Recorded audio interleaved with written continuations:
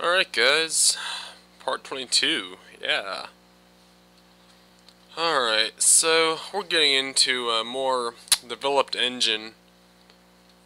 Really starting to see this game pieced together here. To a more completed form, which is pretty cool. As you can see here, I'm making the end block. Basically, it's the block that you touch at the end. Yes, it's so original. Like, you know, again, this game is very simplistic. There's no reason to really have a means beyond like, oh, okay, you know, the end of the level has to be this most epic gateway and have like all these gifs everywhere, and it doesn't have to be that flashy. However, he does have like a progression animation, which even that's not even all that cool, but I'll be showing that. So yeah, yeah, I'm not sure if some people are actually confused about this, but I'm actually, as far as commentary is concerned, I will usually do my Game Maker LPs in post-commentary, which is, you know, totally relaxing and most awesome.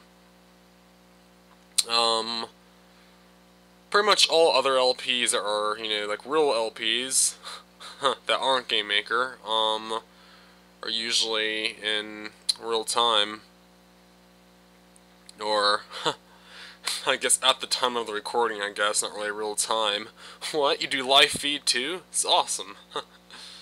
But, as you can see, that's,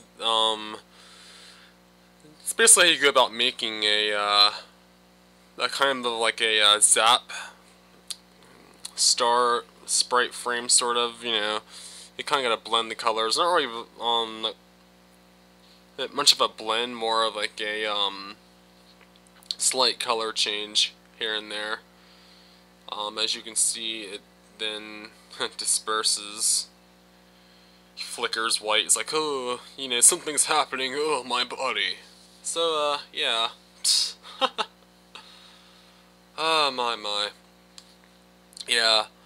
But, I have recently came up with a most awesome method to, consistently upload videos,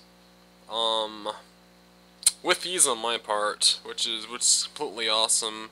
You guys get more consistent content, and it's way easier for me to do it this way than I was doing it.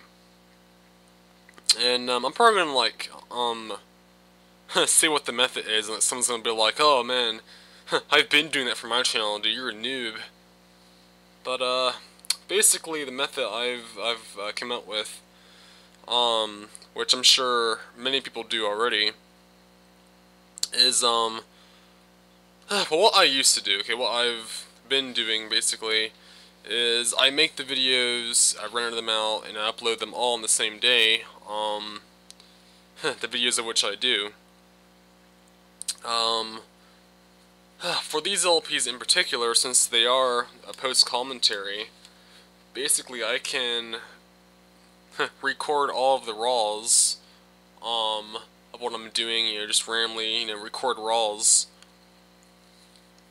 and they can just sort of sit, and basically when I get to them I can just do commentary over them. So say I can spend like one day, you know, producing like 10 RAWs. I can spend the next day, you know, probably like commentate over like 5 of them, and upload about 1 or 2 a day with you know, ease. Which I'm pretty sure, you know, many people do that already, but that schedule seems very consistent, very easy. Like, matter of fact, you know, I recorded like 2 or 3 yesterday, and I came home today, and I'm like, oh my god, I'm never gonna have time. I'm like, well, you know, I do have, you know, these RAWs just sitting here, and you know, had I not had these RAWs just sitting here, this video probably would not have been uploaded at the time that it's uploaded now. But basically I came home and had like, this super uber project to do for my science class. Basically, you know, calorie calculation stuff, and it's pretty lame, but it's whatever. So yeah, I came home, spent like 2-3 hours doing that, which really sucked. Really wanted to, you know, come home and get these out of the way and do some other stuff, but you know, well, what are you gonna do? You know, you have to do what must be done. And actually, wow, there we go again. Not talking about this. This is actually the degression sprite, is like is what I like to call it. Basically, it's basically when you die, and you know, he'll flicker red with intensity change, and he basically you know, spurts into these red particles, which I guess could be implied for blood. That's not really stated, but you know, it's kind of you know, no big deal really. It's completely recolored from the progression sprite, and we're also going to add an info block for these key nodes because we have not added them in yet. But yeah, I'd say I have, you know, decent amount of mechs so far. I think the only thing we've really haven't programmed yet is enemy damage, which is quite easy to do. It's like making health gauges, except for enemies, which is, you know, completely easy because, you know, especially if you're not going to show the health, then, you know, it's completely based on the variables. And, you know, it's totally awesome. And actually, now that I think about it, you know, I'm kind of thinking, because sometimes variable sets will act on all instances of the object. So, basically, if I were to have, like, two or three crawlers in the room, and I were to damage one, wouldn't that affect all of them? Since it would be, they'd be using the same variable set. Then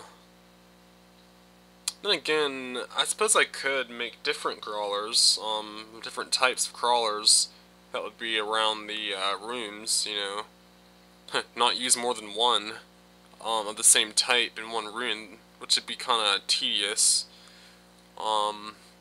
Especially for, you know, later levels where you'll be seeing more enemies. I don't know.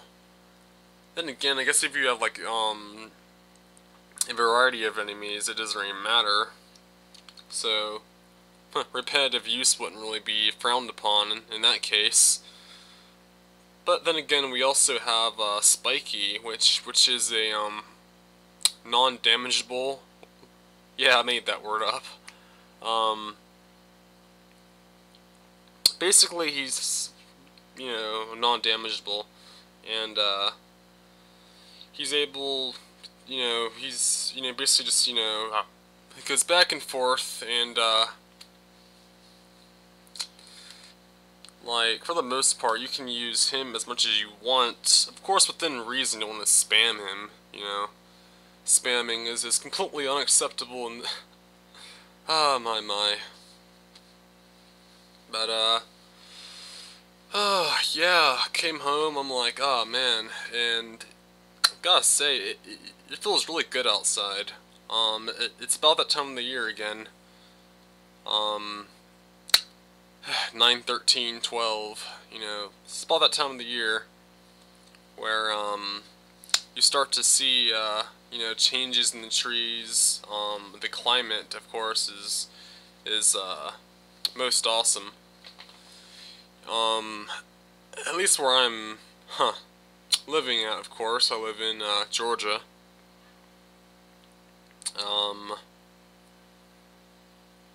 It's definitely different from Pennsylvania, because I used to live in Pennsylvania, and, I don't know, I can't really say that one's better than the other, but I do miss Pennsylvania sometimes. But again, this place has its perks too. And of course, this is all within the US. For those of you who don't actually watch from the US, you know, maybe wondering like, which Georgia? So, yeah, Georgia of the US.